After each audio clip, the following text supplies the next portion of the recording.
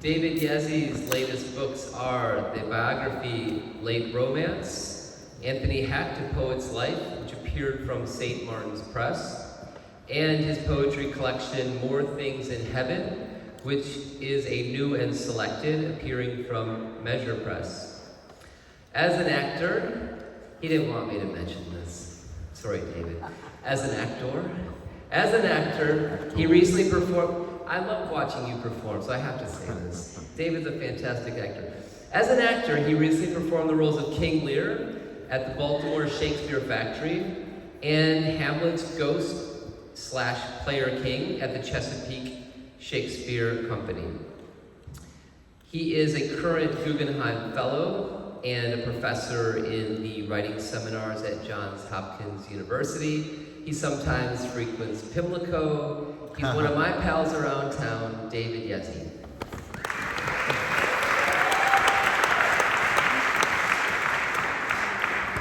There are not that many people at Pimlico anymore.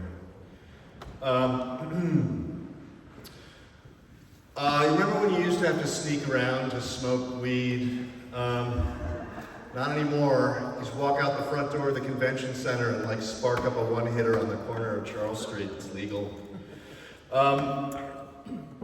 This headline from CNN caught my eye a while back.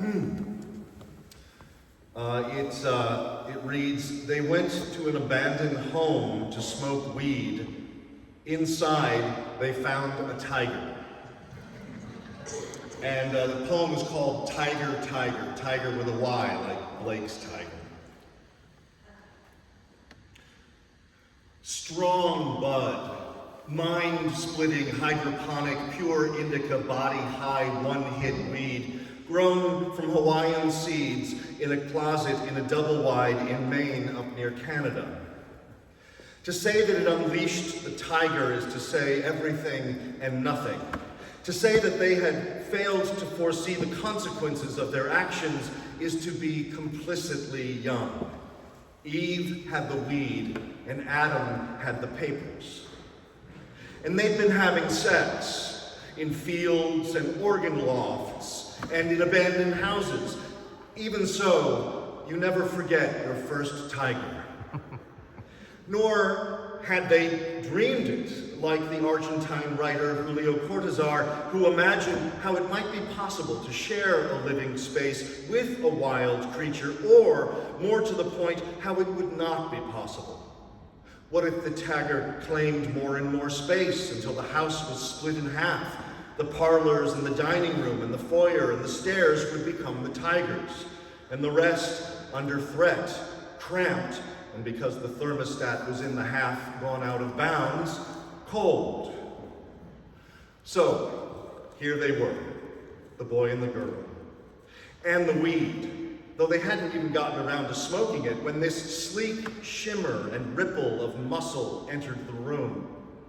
At first, they were not afraid. Rather, they fully expected that wherever they went, extraordinary things would follow them. And if that took the form of an emerald-eyed carnivore with a voice like a fault line, then this was only different in degree and not in kind from what they had come to expect, come to feel was the new normal of their time together, both high and sober, either in public, at the movies, under the Milky Way, in the bushes, or in the dark, secret confines of a house where no one had lived for years except a tiger.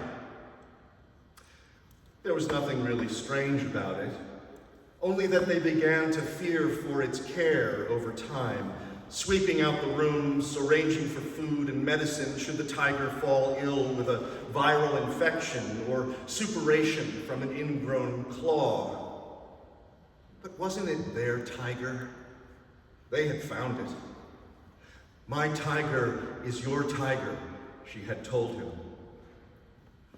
"Finding a forever home for a tiger is not easy," said the game warden, who took the tiger in, bathed it, and kept it in a cage for future transfer to a willing zoo, where its movements would be remarked on the way that memories are, at a distance through wrought iron bars, the tiger growing listless, eyes dimmed, except on those occasions when a pair of stoned kids, holding hands and pausing before it, gaze in and recognize something familiar and full of mischief and impunity, guided by a sense of natural law, whisper a secret plan to set it free.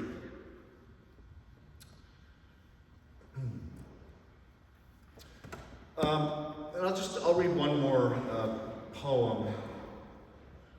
I think, I'm trying to remember, Gore Vidal said something that when a friend succeeds, a little part of me dies. So I think what he was getting at was that, and I tend to I worry about this myself, that happiness in a sense may be a zero-sum game, right? That there's a limited amount, and that if something good happens to somebody else, it means that it actively did not happen to me. At least the person in this poem gets kind of tied up in that. It's called The Good News. A friend calls, so I ask him to stop by. We sip old scotch, the good stuff, order in.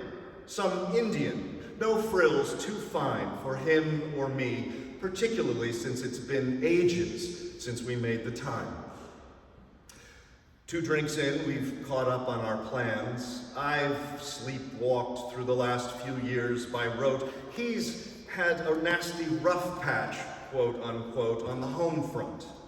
So we commiserate, cupping our low balls in our hands. It's great to see him. It's good to have a friend who feels the same as you about his lot, that while some grass is greener, your small plot is crudely arable, and though you're not so young, it's still not quite the end. As if remembering then, he spills his news. Though I was pretty lit, I swear it's true. It was as if a gold glow filled the room and shone on him, a sun shaft piercing through dense clouds, behind which swept long views. In that rich light, he looked not like my friend, but some acquaintance brushed by on the train. Had his good fortune kept me from the same, I had to wonder, a zero-sum game that gave the night its early end. It was nothing strange. Our drinks were done, that's all. We haven't spoken since. By morning, I couldn't remember half of what the guy had said, just his good news, my slurred goodbye, the click of the latch, the quiet hall. Thank you.